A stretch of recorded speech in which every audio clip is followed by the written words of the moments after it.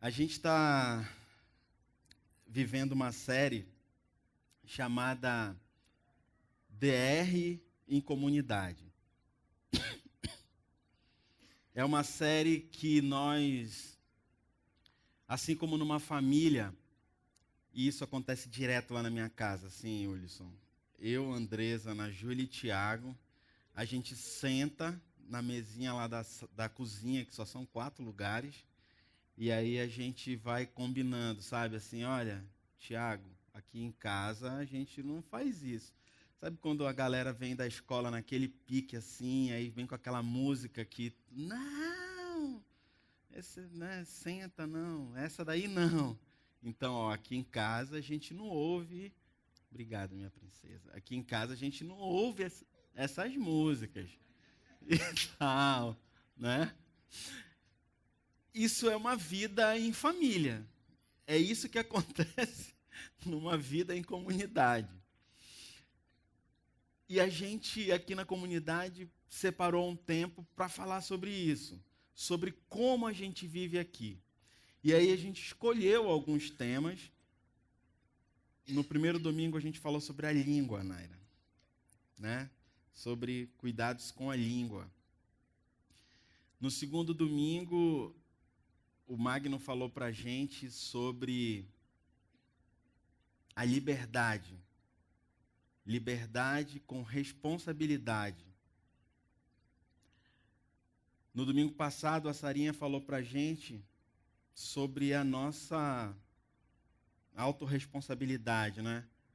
Que está na hora de você pegar o seu cesto e botar a mão na massa, chegar junto com a gente. E hoje, nós escolhemos como tema: quando um não quer, dois não brigam. A gente sabe, não é, Alexandre, que, cara, numa família é quase impossível a gente não se esbarrar. Mesmo se você mora numa mansão gigante, às vezes você se esbarra com seu irmão.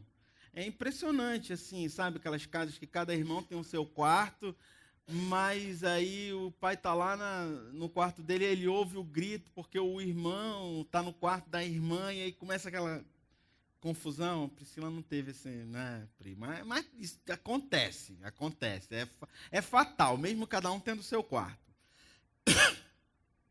Então, numa comunidade não é diferente.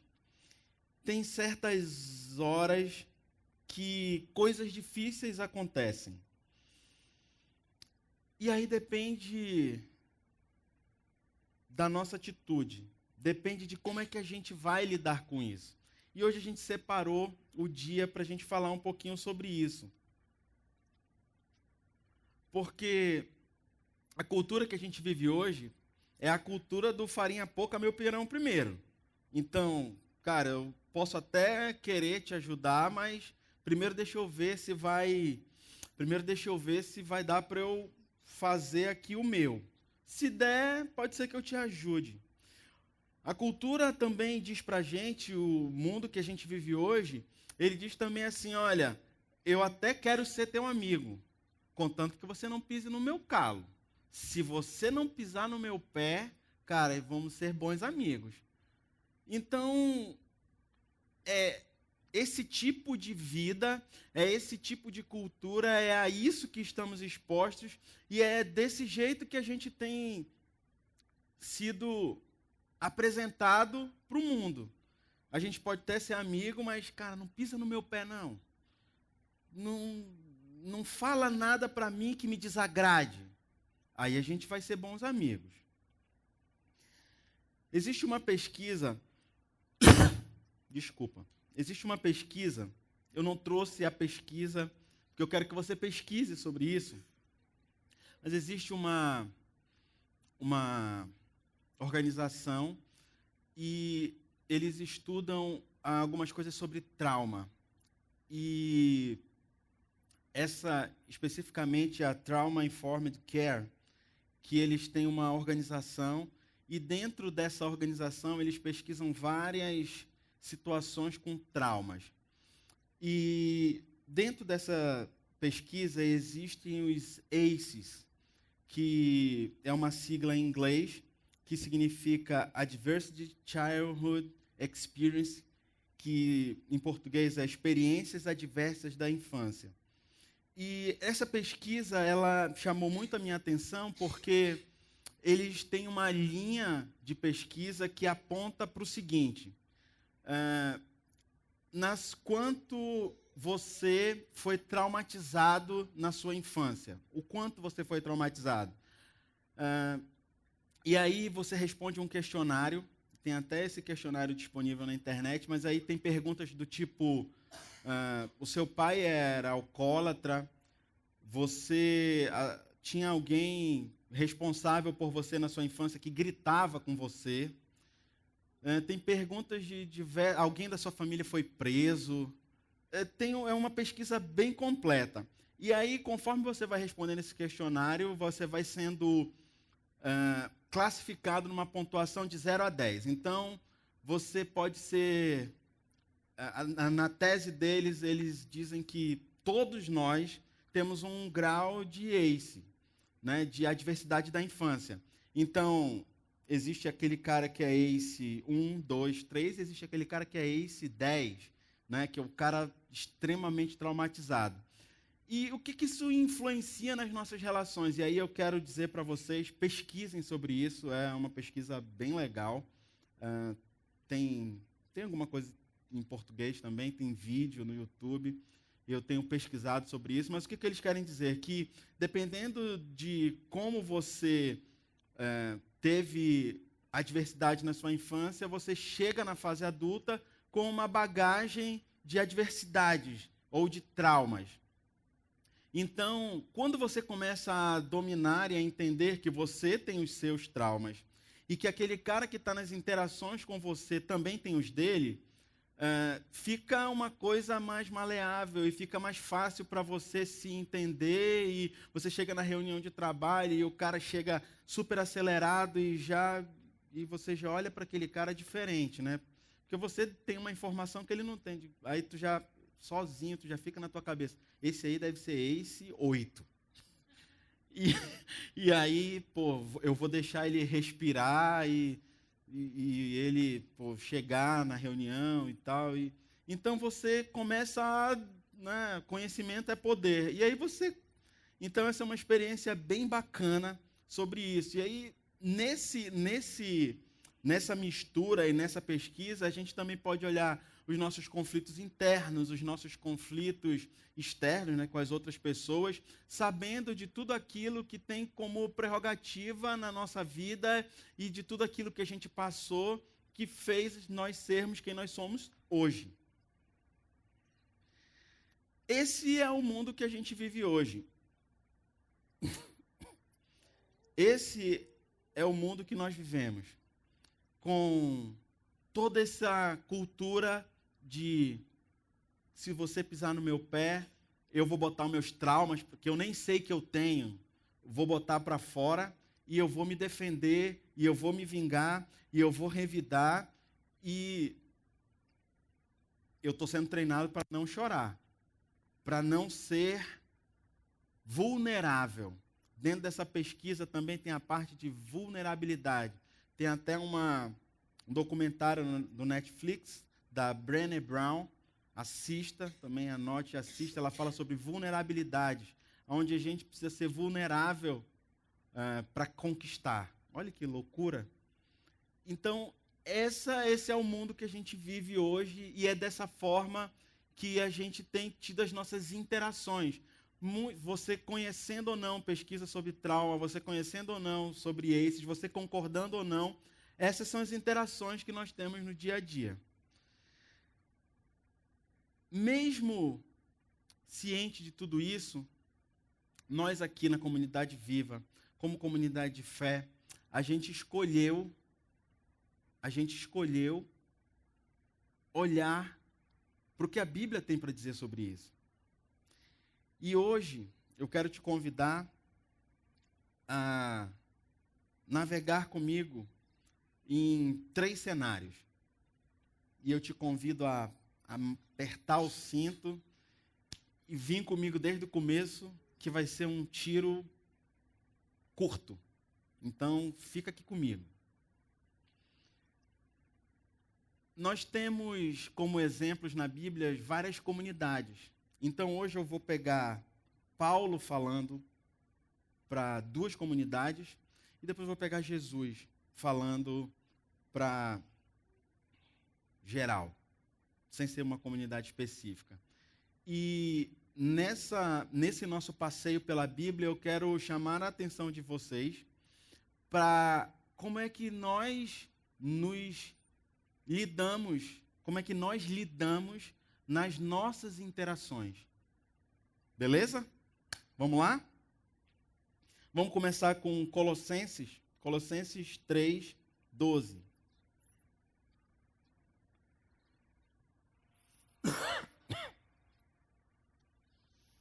Colossenses 3:12. Aqui o apóstolo Paulo está escrevendo para eu ia dizer para a galera, né, cara? Aqui a gente na CV é tão informal, né, para a galera, né? Mas se fosse assim uma igreja, a gente dizia apóstolo Paulo escrevendo aos irmãos em Colosso. Mas ele está escrevendo para a galera lá em Colosso, que está assim que nem a gente, né? A fim de saber como é que as coisas aconteciam. E aí ele escreve assim, provavelmente eles deviam estar vivendo alguns momentos de interações com alguma certa dificuldade entre eles. Porque Paulo escreve assim, no versículo 12 de Colossenses 3. Revesti-vos, pois, como eleitos de Deus, santos e amados, de coração compassivo, de benignidade, humildade, mansidão, longanimidade, suportando-vos e perdoando-vos uns aos outros. Se alguém tiver queixa contra o outro, assim como o Senhor vos perdoou, assim fazei vós também. E sobre tudo isso, revesti-vos do amor, que é o vínculo da perfeição. E a paz de Cristo, para a qual também fostes chamados em um corpo, domine os vossos corações e sedes agradecidos. A palavra de Cristo habite em vós ricamente e em toda sabedoria, ensinai-vos e admoestai-vos uns aos outros com salmos, hinos e cânticos espirituais, louvando a Deus com gratidão em nossos corações, em vossos corações. E tudo quando fizerdes, por palavras ou por obras, fazei-o em nome do Senhor Jesus, dando por ele graças a Deus Pai. Aqui o apóstolo Paulo chama a nossa atenção. Imagina que a gente está na nossa DR em comunidade, e aí a gente chega e senta o apóstolo Paulo na nossa mesa, e aí ele está conversando e trocando uma ideia com a gente. E aí ele olha aqui para a gente como comunidade viva e diz assim, olha, vocês já foram eleitos aqui é escolhidos, vocês já foram escolhidos por Deus, vocês já são amados por Deus, vocês precisam, nesse processo, ter um coração compassivo, benigno, humilde. Vocês precisam ter mansidão, vocês precisam ter longanimidade, que é paciência. Com o coração desse jeito, com o coração revestido dessas coisas, vocês precisam suportar e perdoar uns aos outros. E aqui o suportar é de dar suporte. Significa apoiar, significa impulsionar. E não o suportar de eu não te suporto. Não é esse suportar, é o suportar de dar suporte, dar apoio. Então, aqui Paulo chama a nossa atenção que a gente precisa dar suporte e a gente precisa perdoar uns aos outros. Então, Paulo aqui vai direto ao ponto, porque ele diz assim, olha, se alguém tem uma queixa um contra o outro, cara, perdoa, assim como o Senhor vos perdoou. Não tem voltinha, não tem, técnica nenhuma. Está explícito. Aqui, Paulo está dizendo assim, olha, teve problema, perdoa o outro, como Jesus te perdoou. E tem mais, perdoa e apoia. Perdoa e apoia. Apoia e perdoa. Sabe por quê? Porque como vocês já foram eleitos, escolhidos, vocês já têm o coração com todas essas características aqui que eu falei para vocês, vocês estão ligados pelo vínculo do amor. O amor que une vocês, que é o vínculo da perfeição, vai fazer com que vocês cumpram todas essas minhas orientações aqui. Porque o amor é o caminho mais excelente, porque é pelo amor que vocês vivem, é o amor de Deus que é derramado sobre vocês, é esse amor que enche vocês e que transborda de vocês para os lados e para fora e para todos aqueles que estão em volta de vocês. Então Paulo aqui vai direto ao ponto. Cara, tem problema com alguém? Perdoa. Perdoa. Ama. Dá suporte. E na maioria das vezes não é isso que a gente tem visto nas nossas comunidades de fé. Na maioria das vezes não é isso que nós temos visto. E Paulo continua aqui de uma forma muito particular quando ele diz assim: e a paz de Cristo, para a qual também vocês foram chamados. Cara, a gente está aqui falando sobre como é que nós, como comunidade, nos comportamos quando a gente tem um problema com alguém. E aí Paulo está chamando a nossa atenção e dizendo assim, olha, Paulo Gilson, quando tu tiver um problema por alguém, lembra que você foi chamado para a paz. O teu chamado é para paz. Paz. E a paz de Cristo, para a qual vocês foram chamados, como corpo, como isso aqui, ó, como corpo, domine também o coração de vocês. A gente precisa lembrar, na hora do conflito, que o nosso chamado é um chamado de paz.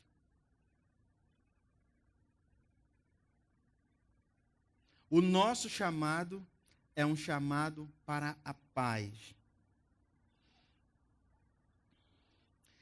E aí, Paulo diz assim, olha, para que tudo isso flua, para que tudo isso funcione, a palavra de Cristo habite em vós, ricamente, e com toda a sabedoria.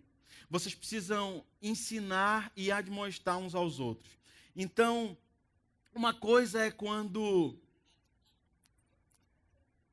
A primeira coisa que a gente precisa entender, essa convivência e essa interação aqui como corpo, a gente está falando para os de casa, ela precisa passar pela Bíblia. Ela precisa passar pela Bíblia. Está escrito aqui, a palavra de Cristo habite em vós. Só tem um jeito da palavra de Cristo habitar em mim e em você hoje. É se eu e você lermos e estudarmos a Bíblia. Se a gente vier para o Viva a Palavra, ajuda, mas eu preciso que você e eu, durante a semana, tire um tempo, cara, meia hora, 15 minutos por dia, e você leia a Bíblia, leia no seu celular, leia onde for melhor para você. Para que nas interações nós possamos ensinar e admoestar. Admoestar significa chamar mesmo a atenção um ao outro com toda a sabedoria que vem de Deus, que vem da nossa mente ligada com Cristo. Está fazendo sentido isso para você ou foi um devaneio muito louco que eu tive essa semana? A gente está só lendo a Bíblia. E a gente está só conversando sobre a Bíblia. E aqui a Bíblia está dizendo, olha, para que você possa admoestar e para que você possa ensinar, não é aquilo que você acha da sua cabeça, que você leu num livro técnico de sabe Deus o quê. Esse livro técnico de sabe Deus o quê, eu também leio, eu gosto de ler várias coisas. Né? Não é o que eu vi na filosofia, é o que eu li na Bíblia. A nossa admoestação, o nosso ensino e o nosso crescimento e a nossa gestão de conflito aqui, como comunidade de fé, ela passa pela Bíblia.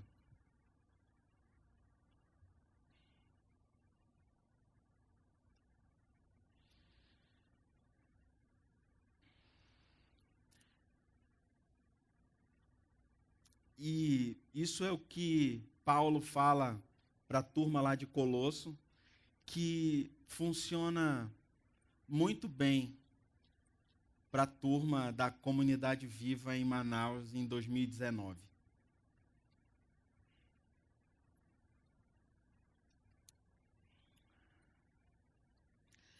Agora eu quero te convidar para olhar para outra comunidade. Quando Paulo escreve para a galera lá de Roma. Lá em Romanos 12, Romanos 12, 17. Paulo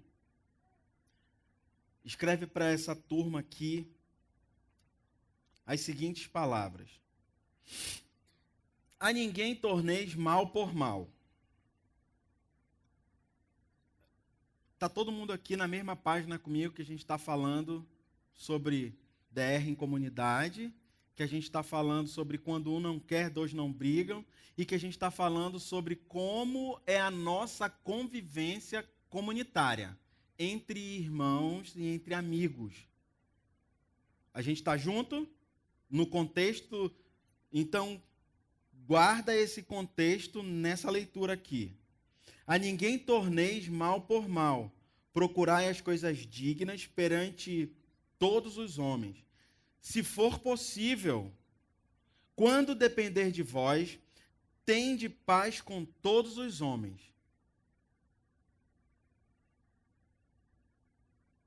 Se for possível, Paulo Gilson, quando depender de você, tende paz com todos os homens. Não vos vingueis a vós mesmos, amados, mas dai lugar à ira de Deus, porque está escrito: minha é a vingança, eu retribuirei, diz o Senhor. Antes, se o teu inimigo tiver fome, dá-lhe de comer, se tiver sede, dá-lhe de beber, porque fazendo isto amontoarás brasas de fogo sobre a sua cabeça. Não te deixeis vencer do mal, mas vence o mal com o bem. Aqui, mais uma vez, Paulo, ele é cirúrgico.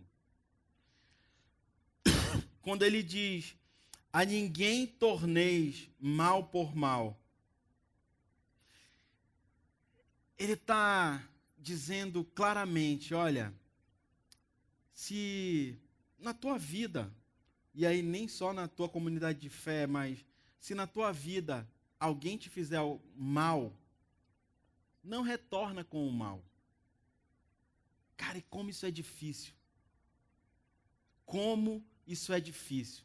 Porque o nosso mindset, ele teve lá no Gênesis 3, ele teve uma virada de chave.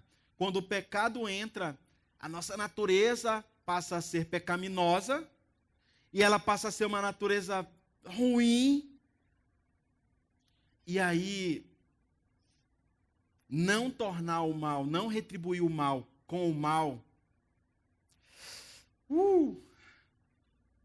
Hein?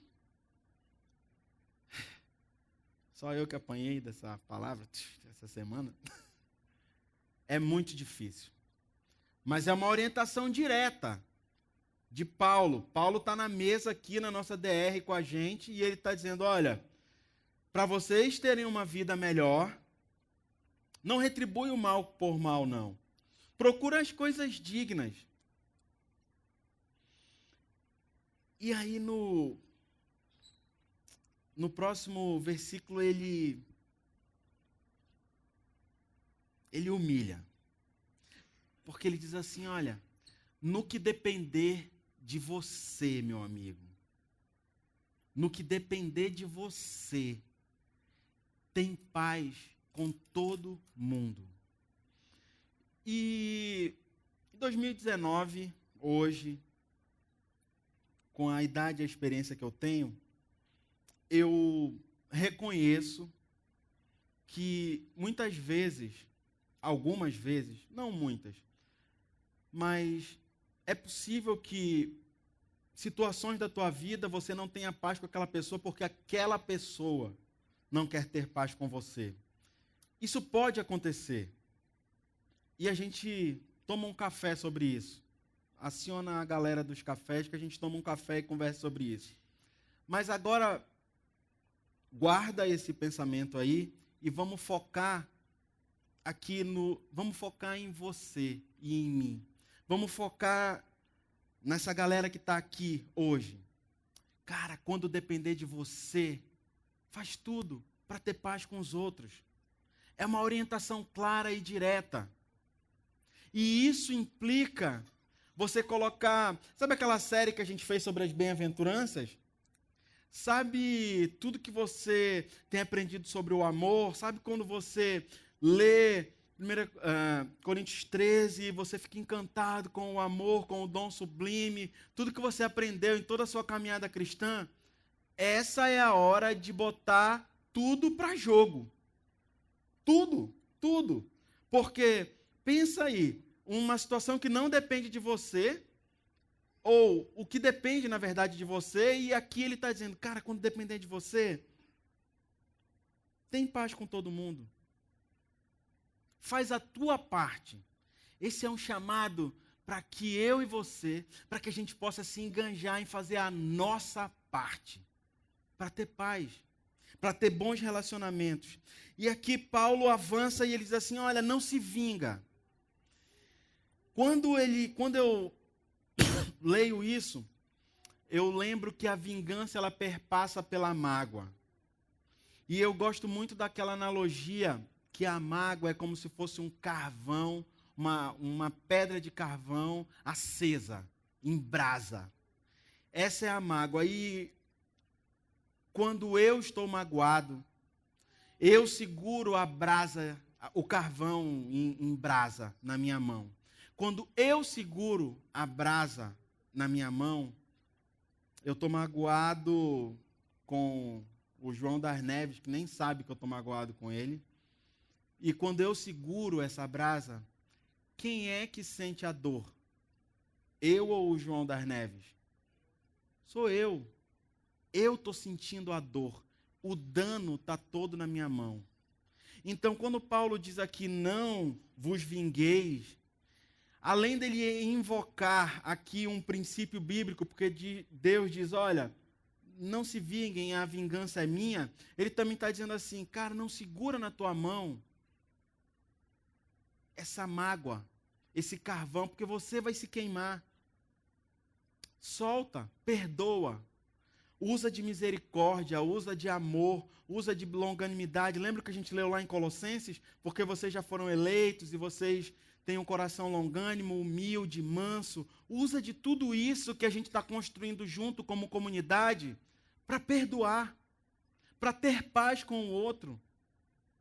Usa tudo isso. Sejam assim, vivam assim. Não se vinguem, não procurem a vingança, mas procurem a paz. Vocês foram chamados para a paz.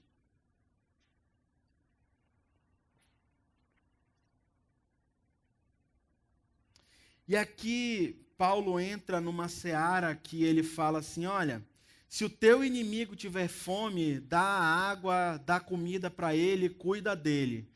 E a gente aqui está falando de conflito entre os irmãos, eu nem vou entrar, isso daqui eu deixo parêntese para você refletir na sua casa durante a semana. Mas se a régua aqui com quem você considera seu inimigo se o seu inimigo tiver fome, dá comida, se ele tiver sede, dá água. Se a régua com o inimigo é assim? Com quem você considera seu irmão, com quem você considera seu companheiro de caminhada, a régua é muito mais alta. É tudo aquilo que a gente está falando hoje. De colocar em prática, colocar para jogo tudo isso.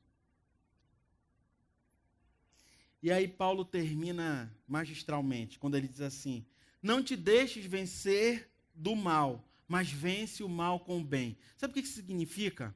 Significa que se alguém te fizer um mal, alguém pecar contra ti, alguém fizer um dano a você, e você retribuir essa pessoa com uma vingança, com um outro ato de maldade, você está sendo tão mal, você foi vencido pelo mal, e você está no time dos malvados. E aqui ele está dando um alerta direto para a gente. Comunidade Viva, Paulo Gilson, Magno, Sara, Andresa, Ulisson, Ken, é o seguinte, cara. Não se deixem vencer pelo mal. Não se deixem vencer pelo mal. Vençam o mal com o bem.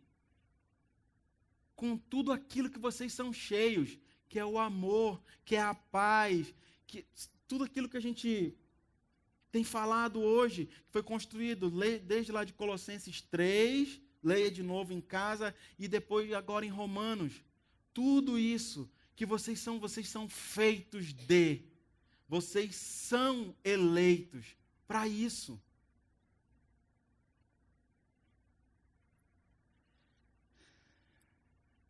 E aí, na nossa mesa aqui, da nossa DR em comunidade, é como se agora Jesus, chega aí. A gente falou Paulo, apontamos 2 comunidades, mas aí agora eu quero botar Jesus na mesa, sabe?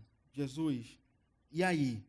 Beleza, eu já entendi o que eu sou, né? O que a gente leu aqui em Paulo, para que a gente foi chamado, mas tá. E aí, mas eu já entendi como é que eu tenho que fazer, o que eu tenho que ser, o vínculo da paz e tal, mas como que eu faço isso? E aí lá em Mateus 18, Jesus ele traz para a gente, para mim aqui, uma estratégia de vida, uma estratégia de ação prática, que encheu meu coração de alegria. Mateus 18, 15. Mateus 18, 15. 15 a 17. Um texto bem conhecido nosso, que eu quero chamar a atenção de vocês e trazer luz para algumas coisas aqui. Estratégia de Jesus. A gente já viu Paulo orientando 2 comunidades diferentes, com aplicações diretas para o que a gente faz e como a gente vive aqui. E agora eu quero fechar com Jesus. E a gente está terminando.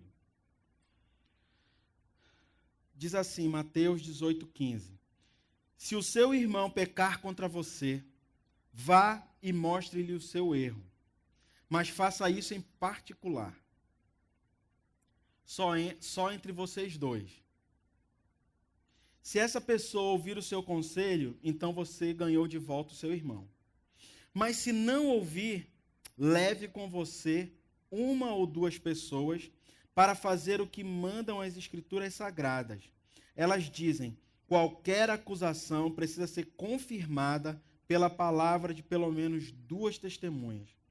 Mas se a pessoa que pecou não ouvir essas pessoas, então conte tudo à igreja.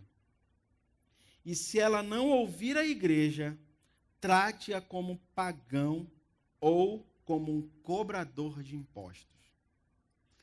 Para mim aqui, Jesus, ele dá o passo a passo que nós precisamos para a gente se entender quando a gente estiver um conflito. A gente já sabe para que a gente foi chamado para a paz. A gente já sabe que a gente precisa ter o coração longânimo, humilde. A gente está com tudo isso aqui na cabeça. A gente já sabe dos aces.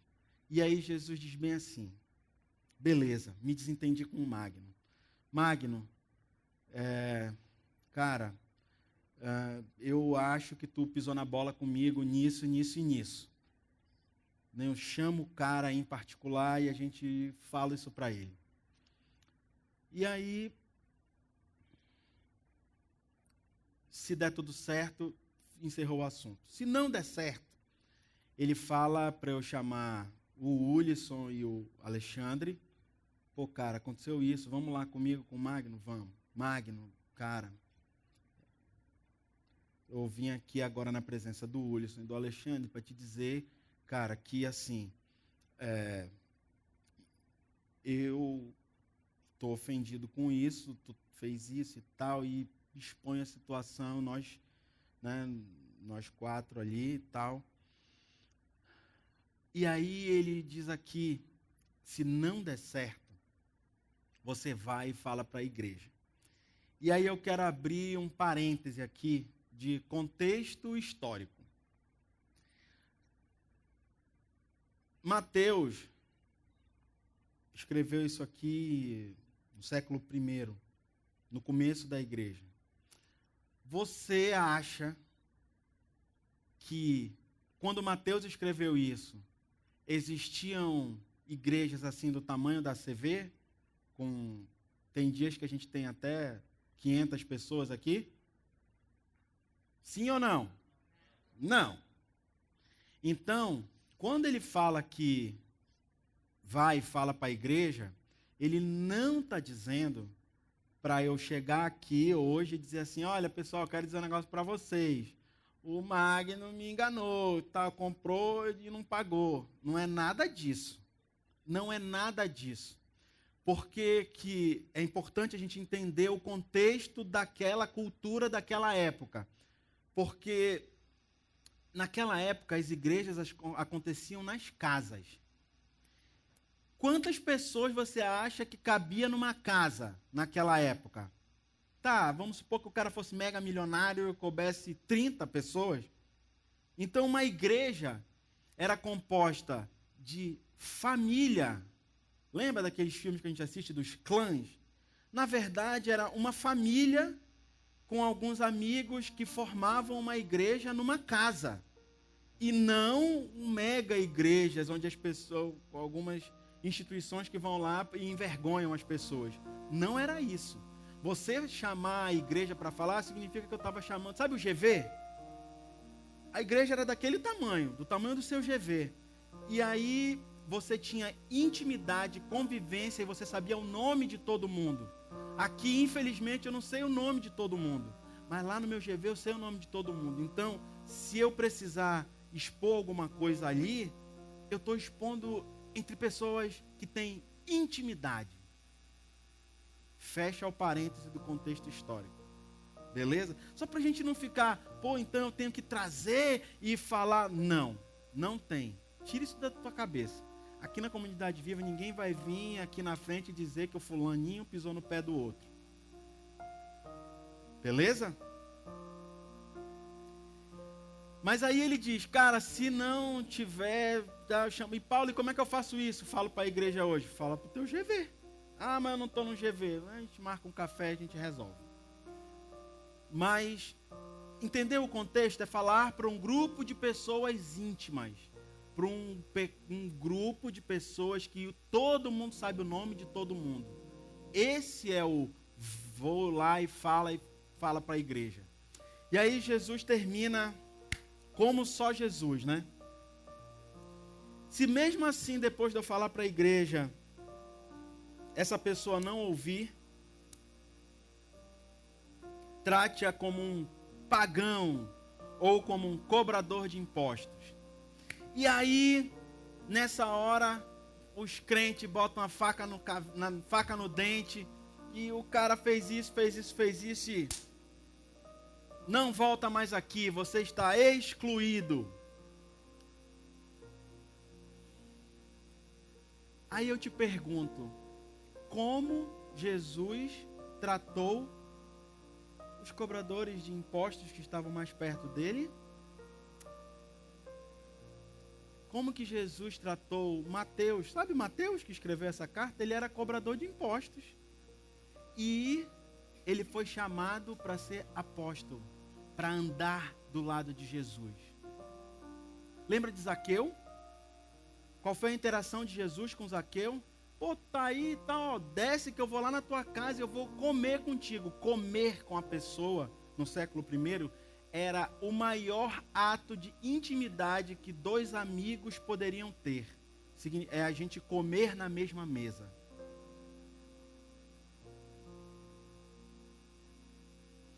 Então, na gestão de conflito nossa aqui, na comunidade viva, a gente primeiro entende tudo o que nós precisamos ser, como Paulo falou lá em Colossenses e Romanos. E aí a gente depois coloca em prática a estratégia de Jesus, que é vai com a pessoa, chama testemunha e depois aumenta isso para um pequeno grupo de segurança e de confiança. Nada disso deu certo? Trata como cobrador de impostos. Ama mais. Aumenta a dose de amor. E isso é fácil? Não é fácil. E isso é possível? É possível. Aumenta a dose de amor. Aumenta a dose de acolhimento. Conversei com o Magno, falei com o GV, nada deu certo. Eu não vou chutar o cara da comunidade, da minha vida. Eu vou aumentar a dose de amor. Eu vou aumentar a dose de acolhimento. Porque eu fui chamado para paz. Eu fui chamado para ter paz. Eu fui chamado para o ministério da reconciliação, do amor. Isso é uma coisa fácil de fazer? Não é. Mas isso é possível.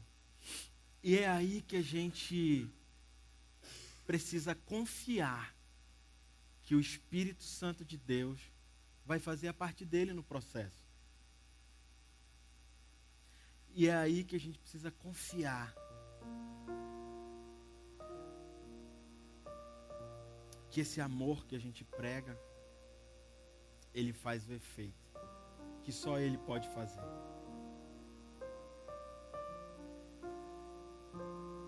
Como verdadeiros seguidores de Jesus, nós devemos usar a estratégia dele para a resolução de conflitos, que é aumentar a dose de amor e acolhimento.